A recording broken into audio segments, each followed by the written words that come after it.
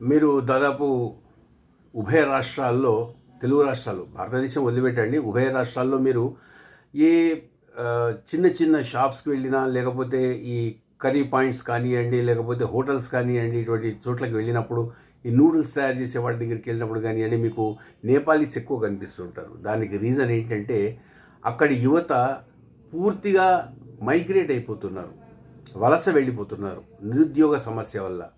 అక్కడ 2015 నుంచి మొదలు పెడితే ఈనాటి వరకు దాదాపు 7 ప్రభుత్వాలు మారినాయి. ఈ రాజకీయ అస్థిరత, నిరుద్యోగం వల్ల అక్కడ ఉద్యోగాలకి అవకాశాలు లేకుండా పోయింది. మొత్తం యువత కూడా మైగ్రేట్ అయిపోతుంది.